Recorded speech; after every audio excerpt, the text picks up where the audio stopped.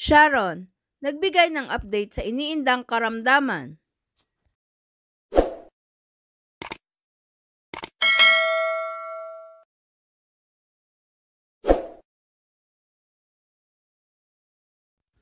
Sa kanyang social media account, nagbigay ng update ang megastar Sharon Cuneta tungkol sa pinagdaraan ng karamdaman.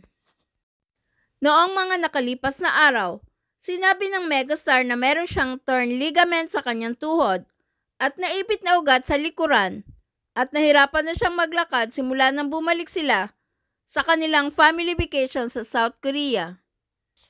Maaalalang iika-ika at hirap lumakad si Sharon nang dumalaw at magbigay ng respeto sa namayapang si Deo Endrinal. Ayon kay Sharon, nakailang sessions na siya sa physical therapist at acupuncture at cupping.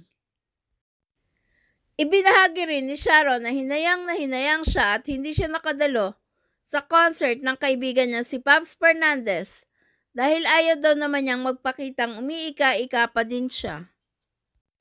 Sinabihan ng megastar ang kanyang mga tagahanga na huwag mag-alala at patuloy lamang siya magpapahinga at umaasang sa tulong ng physical therapist ay tuluyan na siyang gagaling.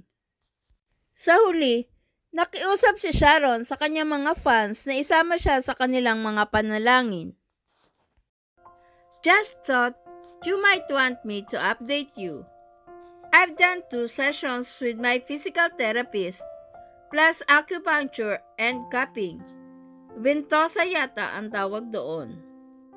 Di nga ako nakapunta sa concert ni Pops when nandito na sa condo namin habang nagpipiti ako si Peachy to do my makeup.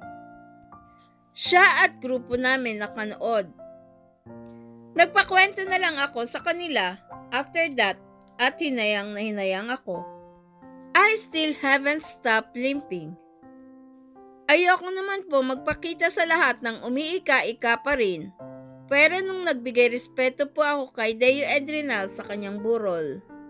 The only time aside from that na umalis ako sa bahay ay nung Sunday when I was with my Soto family from morning till way after dinner kasi sobra ko na sila na-miss. But every single day, for longer than a whole month now, I have been in pain.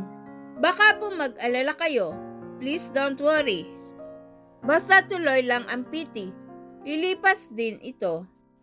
Tsaka introvert ako kaya masaya na akong may love affair ako with the bed, hot water, bags at laptop ko.